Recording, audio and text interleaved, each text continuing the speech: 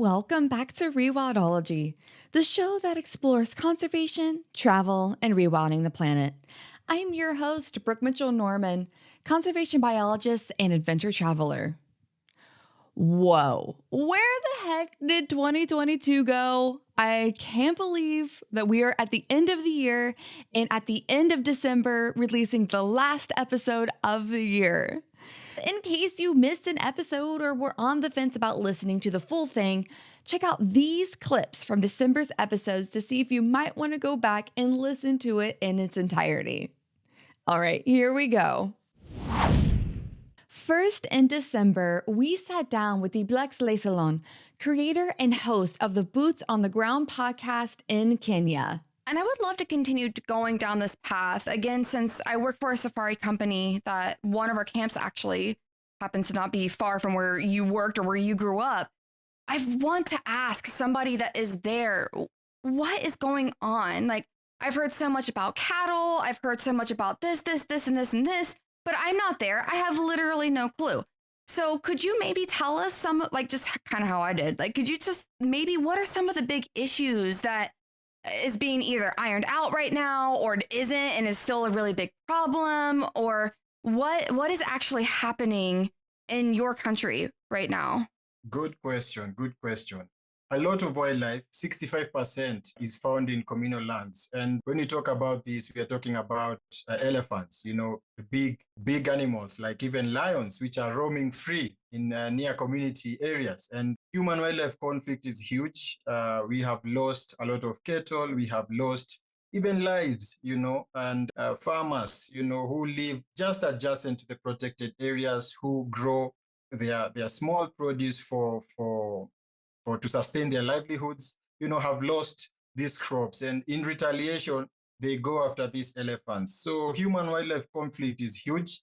And these are some of the issues that we're grappling with as a people. In fact, there was a video which went viral around June this year. Tourists were in a park, and there was this boy who was herding his cattle inside the park, which is illegal.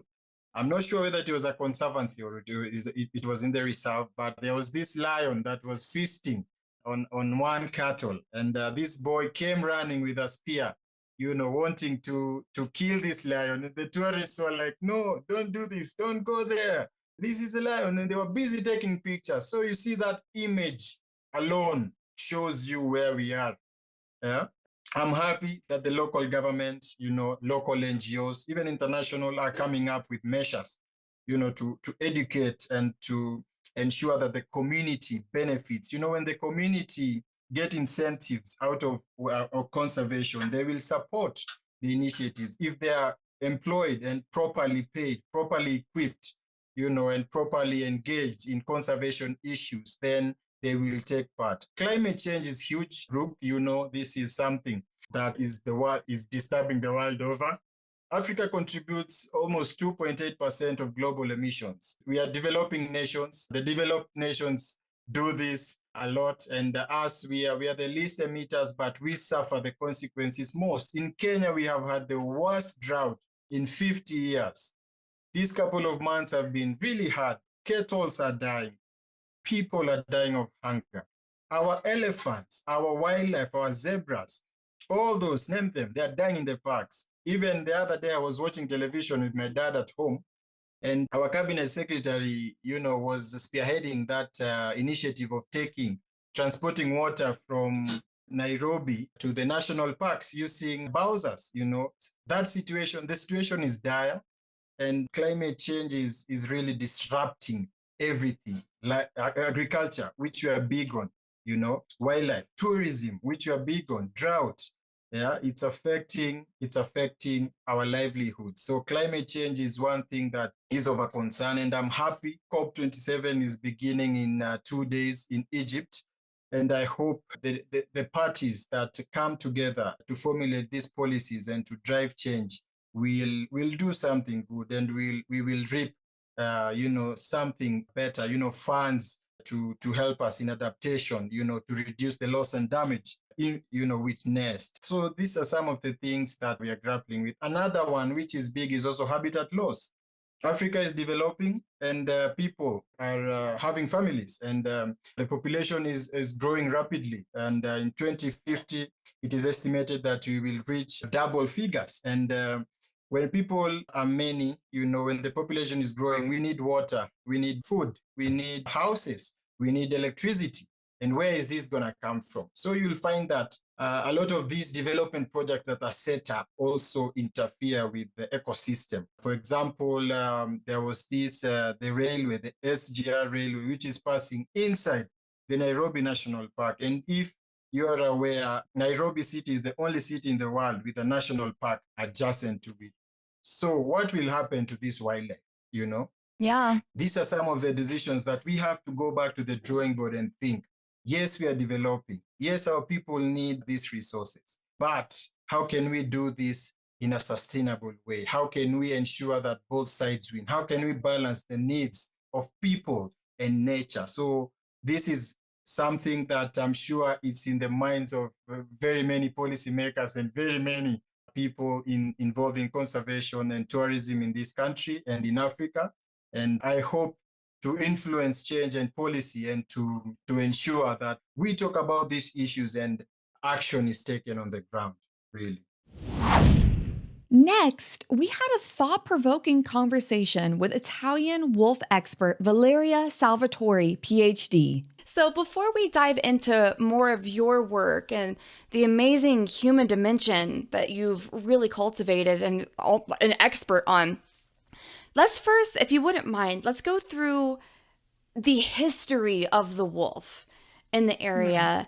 So yeah, like let's explore that a little bit. Could you just take us through maybe like a chronological order timeline of what the wolf has gone through up until today, and then we can start to dive into more of their management and the human element of this. But yeah, for context, what has the wolf gone through?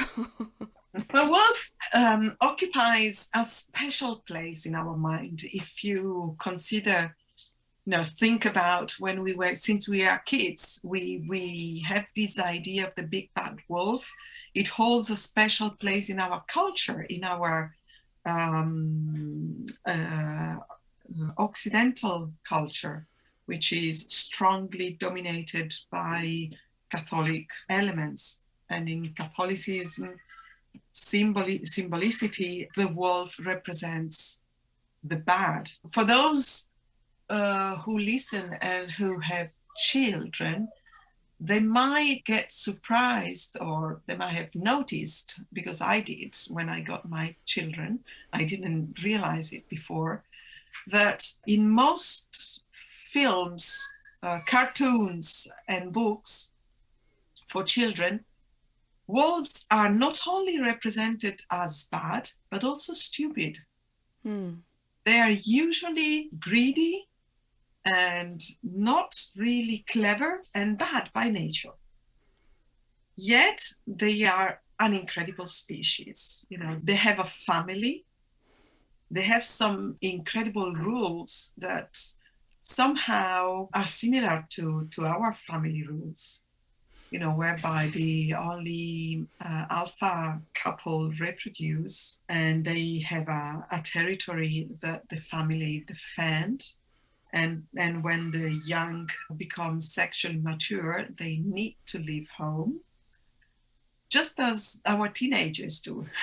They start breaking the rules, and if they're not suited anymore to be at home, then they need to be let go.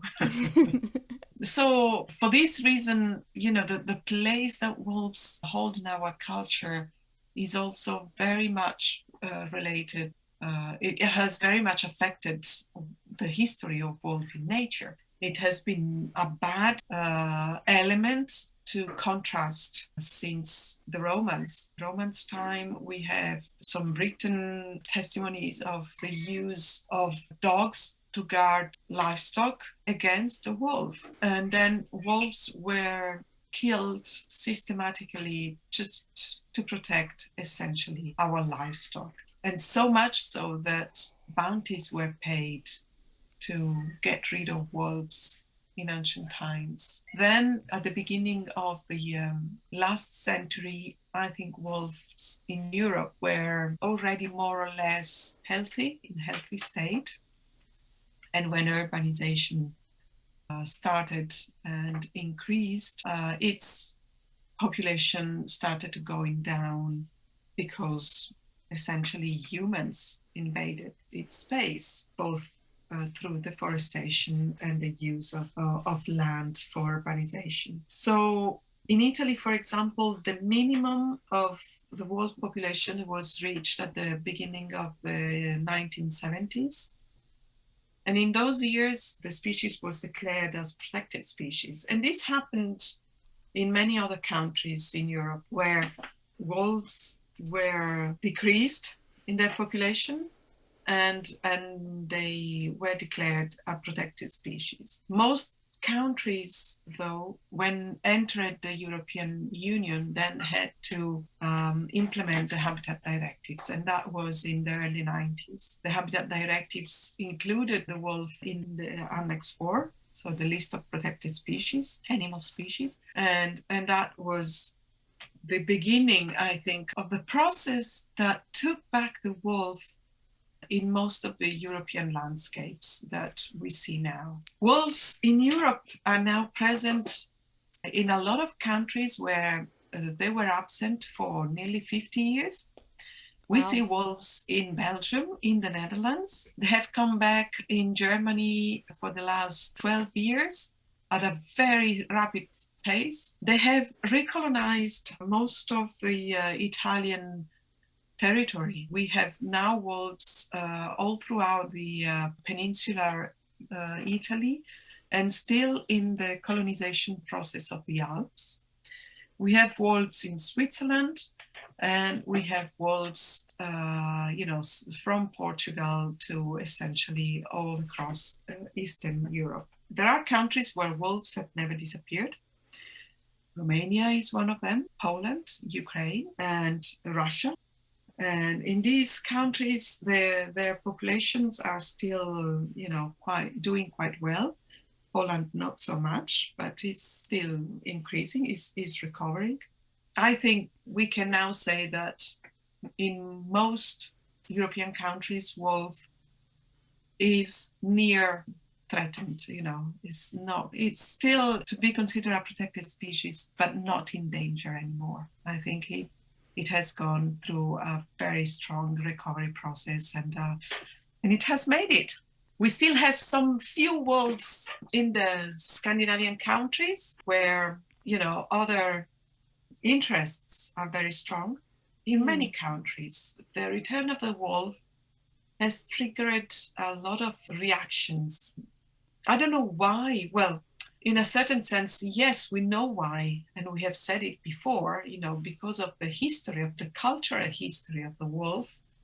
The presence of the wolf is associated to extreme reactions. Either you love it or you hate it. Yes. Yes.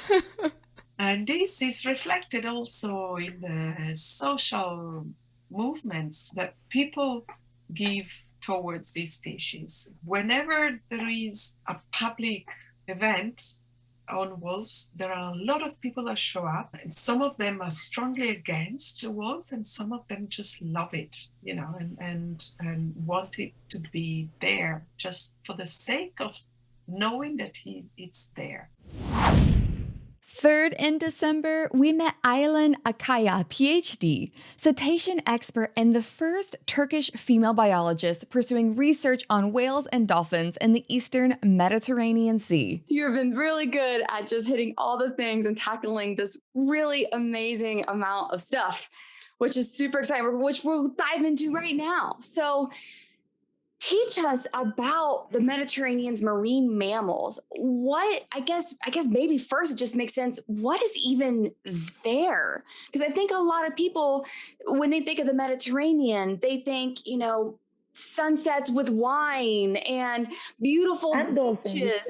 Yeah, exactly. But not necessarily as a rich, biodiverse ecosystem that hosts some amazing cetaceans. So please maybe start going to some of the research. What is there? And maybe it teaches a little bit about them too and how they live. Okay. So if we are looking globally, there's around 90 different species of cetaceans. And like around 60% of them are threatened by the IUCN Red List. So their population is declining one way or the other. And 60% is quite a large number, you know. But when we come to the Mediterranean Sea, it's actually even worse because 100% is declining. So we have like, it's quite sad. And because it's not like an ocean, you know, it's an enclosed sea. So the effect we put stays inside. So it doesn't disperse easily. We have around 20 different species in the Mediterranean Sea. And if you are on the western and central Mediterranean Sea, the biodiversity of cetaceans and the population number is higher. But this might be just a result of dedicated research effort because cetaceans are studied since like 1980s in the middle. Like, of course, there's previous research as well, but systematic surveys are started around like 1980s. And Spain, Italy, France are really good, you know. They have like continuous survey effort there. They have multiple years of studies. So they have a more accurate picture than what I see for my regions at the moment. And now you look at the map of species distribution, you can see that all the way up until to the central Mediterranean Sea, it's like cetacean heaven. We have sperm whales, rhizo dolphins, fin whales, beaked whales, all different kind of delphinids. So it's quite rich. But after central Mediterranean Sea, so you just draw a line from Italy all the way to the end of Turkey, it's just nothing.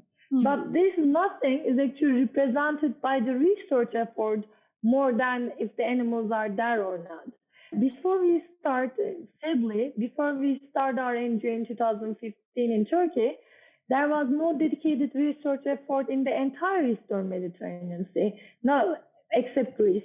In the entire Eastern Mediterranean Sea, not only for Turkey, but if you go all the way down, you know, it's like there's no data. The information is coming from stranded animals and opportunistic sightings. So if someone is on a fishing boat, they're fishing and then they randomly encounter an animal and luckily they report that.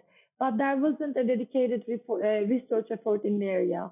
And that's why we went in to fill the gap with a really tiny resources we have, but we are all a team of dedicated women, I like to underline, that put all the time and effort and resources voluntarily to do the project because we need to know what's happening in our waters as well. So in the Eastern Mediterranean Sea of Turkey, we know that there is 8 different species of cetaceans. So we have sperm whales, which is, you know, highly liked by the public as well. But they're also really endangered too because ship strikes, marine traffic, they form a big threat on the populations.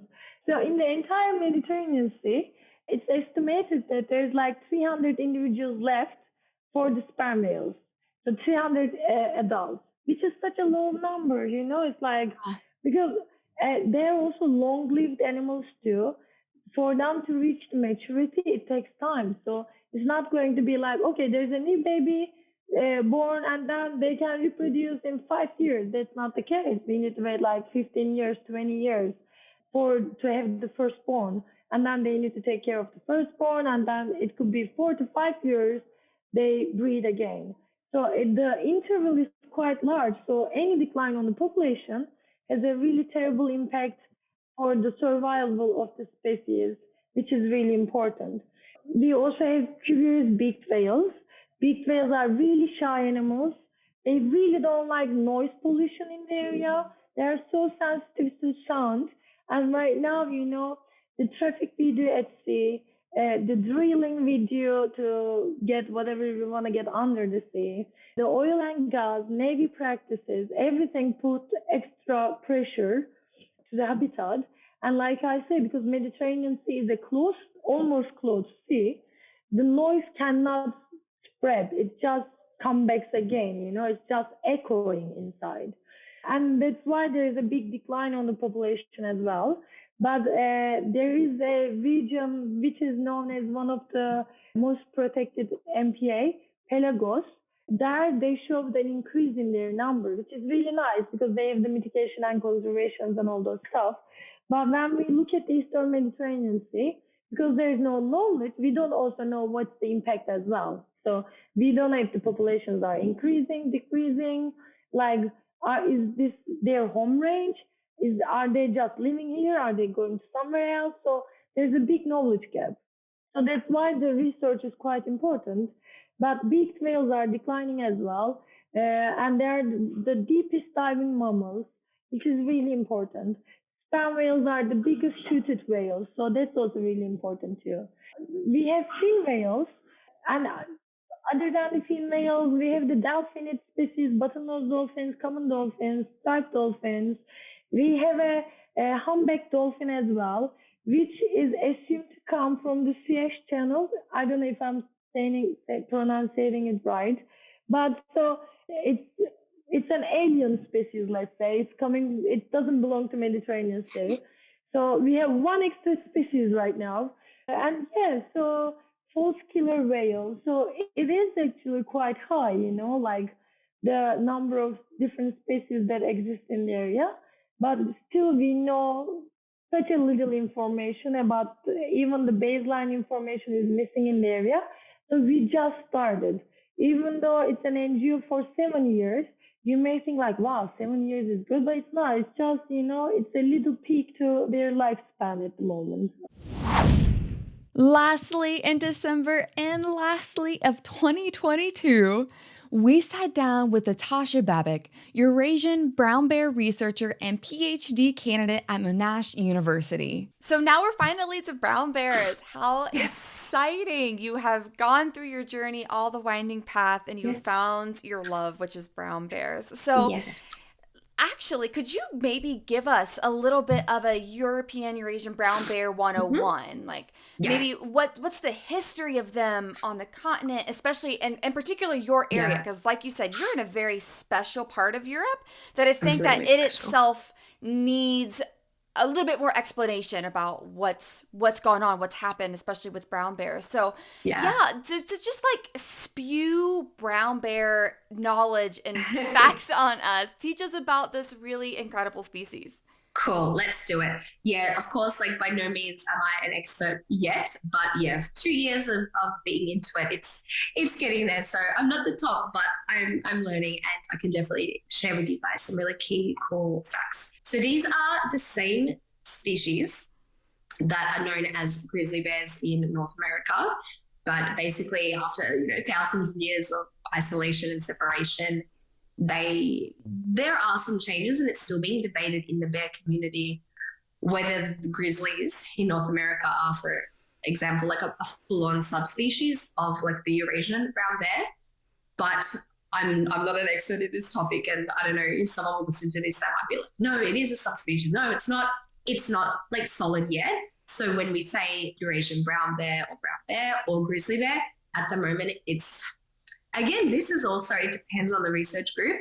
It's still Ursus arctos, but in some research groups in America, they're like, in North America, they're like Ursus arctos horribilis, which is funny because some people are like, no, they're not horrible. They're just misunderstood. Anyway, so just for context, it is the same species at the moment, but there's a lot of, it's political. It's not my area of expertise. And we are dealing with the same, but I believe grizzlies are a little bit bigger. So basically, we used to have bears thriving throughout most of the European continent, even in the UK, Scotland, England, they haven't had them for thousands of years. Of course, due to persecution over time, coexistence, I'm learning as an Aussie. It's not easy. It's not easy. We all want coexistence with all animals and large carnivores, but it's complicated. And so as a result of, thousands of years of persecution, they are now in 10 populations across Europe. I wish I had a map that I could point it out here. But we have, let's see if I remember all of them, but I have a list. So we have the Scandinavian population, Karelian, which is like in this area between Finland and Russia. But so I won't go through all of them, but we have Scandinavian, Karelian, Baltic, Carpathian, East Balkan, Alpine, Pyrenean, Cantabrian, and my lovely area, which is the Dinara Pindos. And so that spans from the Dinaric Mountains, which are like in Slovenia, to the Pindos Mountains in Greece. So basically it includes 9 countries across that area. And this is where it gets like super interesting and complicated, of course. So we have 9 countries within this population. So genetically, they are the most similar. They're all Eurasian brown bears, but they're broken up into these distinct parts. So yeah, we have 9 countries in Dinara Pindos from Slovenia to Greece. My study area in particular includes Slovenia, Croatia, Serbia, Montenegro, and Bosnia and Herzegovina. I bit off a lot there. That is a lot. Yeah. And then, once you are meeting all these great people, it's like, do you want data from the Greek population? Do you want data from these? And I'm like, I want, but I guess with a PhD, you have a limited time, so you kind of have to. And the problem is, it's quite interesting. According to the European Union, I think it's the Habitats Directive, the brown bear is listed as a strictly protected species. But that's only in EU member state countries. So in the Dinara Pindos, not all of them are EU member states. And that's just in my region. So when you extrapolate that to the whole of Europe, it's like this one's EU member, this one's not. And they're bordering, and of course, animals don't know borders. So the management of these animals is very difficult and super controversial. And it's a lot, really. It is a lot. And that's why I wanted to come and try and help, because their cohesion is coming together. But basically, even within this strictly protected status, for example, Slovenia and Croatia are part of the EU. For my study region, they're the only countries that are part of the EU, and the bear is strictly protected. But they still have hunting allowed for bears. So it's really funny when I'm explaining to people, they're strictly protected, but they're hunted. And then people are like, but how are they protected then? How does that work? Okay, I finally, after 2 years, can explain this properly. So basically, Slovenia and Croatia are like the powerhouses of brown bear research in this Dinara Pindos. I think Greece also, but I'm sort of tunnel vision for these areas. And they have been able to show every year they collaborate with hunters. The hunters, they work extremely well with the teams here. And basically the deal is when they hunt a bear, they must provide a sample to the university and then to the ministries, like a tooth of the bear, which is how we age the bear, a muscle sample, and then some hair. So then we get the idea of the population structure, the genetics, and they are also sending us, I think it's different per year, it's different per country, it depends who's in the ministry. Every few years, they must give like a census of how many bears are visiting their feeding sites. So within the landscape, it's broken down into all these hunting grounds. And in each hunting ground, there's feeding sites, which are basically a place where they put supplemented food and the animals come in and they can shoot them from there, which is across a lot of the European landscape. So for me, sometimes it's hard to say, are there many wild, untouched places? It's difficult. In national parks, they are not supposed to do supplemental feeding, so that's good. But anyway, so through all of these years of working with the hunters and keeping a really good track of everything, Slovenia and Croatia have been able to show that even with hunting, the population is sustainable. If anything, since hunting has been so regulated, there's been evidence of population increases. So this is why the EU is still allowing hunting in Slovenia and Croatia, because they have a really substantial bear population and it hasn't negatively impacted on it. And I'm not sure about Slovenia as much, but I believe it's similar. Every year the hunting clubs, they get quotas about what bears can be hunted, how many males, how many females. Of course, cubs are always protected. So it's pretty good. It's pretty well monitored. It's pretty well regulated.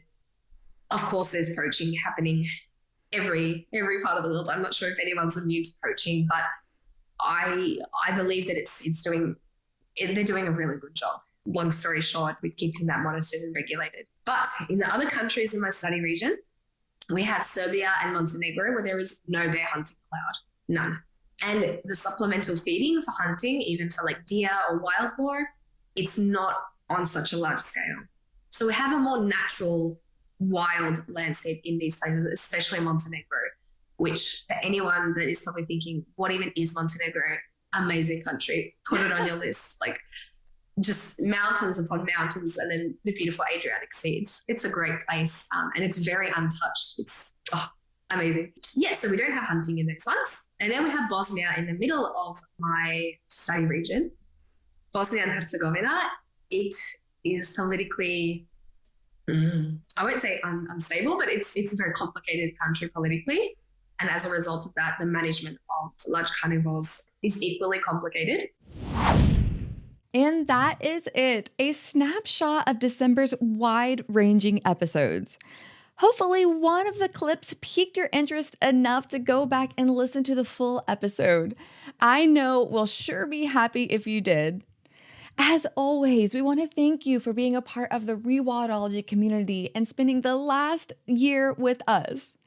If you'd like to support the show in other creative ways other than just listening, which again, we absolutely love if you do, there are several options to do so. Some zero-cost ways to support the show include subscribing to the podcast on your favorite streaming app, leaving a rating and review to boost the algorithm, which will present the podcast to more listeners, signing up for the weekly Rewildology newsletter at rewildology.com, subscribing to the YouTube channel, and following the show on your favorite social media app. If you'd like to financially support the show and help us keep these stories on the airwaves, consider making a monetary donation at the website or purchase a piece of swag to show off your Rewildology love. At least 10% of proceeds from this podcast will be donated to our conservation partners. I'd also like to extend a special thanks to Heather Valley, the show's audio and video producer, for making the show sound and look awesome, and Focusrite for powering the podcast sound. If you'd like to see the Focusrite gear we use to record the show, head on over to rewildology.com and check out Nature Podcasting under the Resources tab. Until next time, friends. Until next year, friends. Together, we'll rewild the planet. Hey, thanks again for listening to this episode of Rewildology. If you like what you heard, hit that subscribe button to never miss a future episode. Do you have a cool environmental organization, travel, story, or research that you'd like to share? Let me know at rewildology.com. Until next time, friends, together we will rewild the planet.